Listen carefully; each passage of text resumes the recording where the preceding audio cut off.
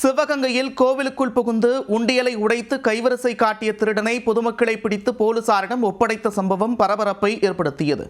பணம் மற்றும் குத்துவிளக்குடன் தப்பி ஓடிய மற்றொரு நபர் போலீசாரிடம் சிக்குவாரா?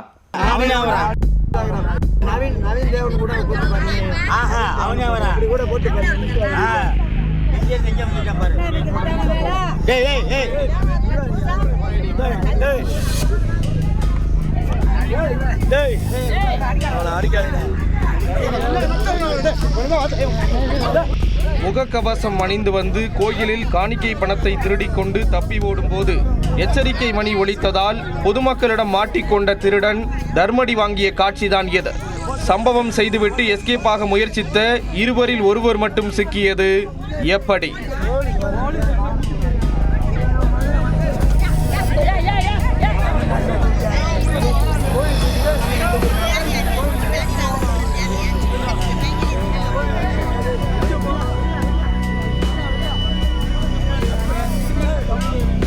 சிவகங்கை மாவட்டம் திருப்புவனம் அருகே வெள்ளியரேந்தல் கிராமம் உள்ளது.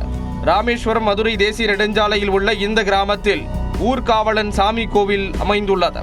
தேசிய நெடுஞ்சாலையை ஒட்டி அமைந்துள்ள இந்த கோயிலில் உண்டியலை உடைத்து காணிக்கை பணத்தை திருடும் சம்பவம் அடிக்கடி நடந்துள்ளது. இதனால் கோயில் நிர்வாகம் சார்பில் சிசிடிவி கேமராக்கள் பொருத்தப்பட்டுள்ளன.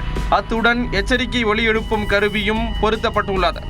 இந்த நிலையில் இரவில் ஆள் நடமாட்டம் இல்லாத நேரத்தில் திருடர்கள் இருவர் அங்கு வந்துள்ளனர்.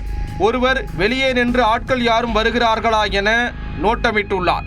மற்றொருவர் முகக்கவசம் அணிந்து கொண்டு கோயிலுக்குள் நுழைந்துள்ளார். சாவகாசமாக உள்ளே சென்றவர் இரும்பு கம்பி மூலம் உண்டியல் பூட்டை உடைத்து சுமார் 25,000 காணிக்கை பணத்தை களவாடியுள்ளார். அத்துடன் அங்கிருந்த 7 குத்துவிளக்குகளையும் எடுத்துக்கொண்டு தனது கூட்டாளியிடம் கொடுத்துள்ளார். வந்த வேலையை கச்சிதமாக முடித்துவிட்டதாக நினைத்து இருவரும் தப்பிச் செல்ல முயன்றுள்ளனர்.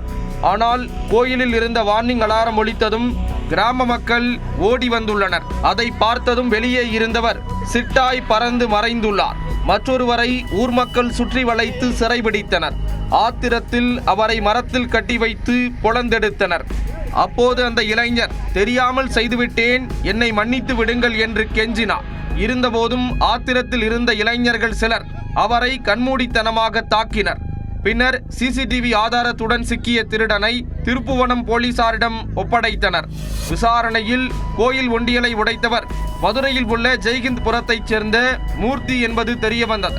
அவர் மீது ஏற்கனவே பல குற்ற வழக்குகள் நிலுவையில் இருப்பதும் கண்டுபிடிக்கப்பட்டது. அவருடன் வந்த கூட்டாளியை பிடிக்க போலீசார் தொடர்ந்து விசாரணை மேற்கொண்டு வருகின்றனர். கோயிலில் உண்டியலை உடைத்து காணிக்கை பணத்தை திருடிய திருடனை பிடித்து பொதுமக்களே பொளந்தெடுத்த சம்பவம் திருப்புவனம் பகுதியில் பரபரப்பை ஏற்படுத்தியுள்ளது.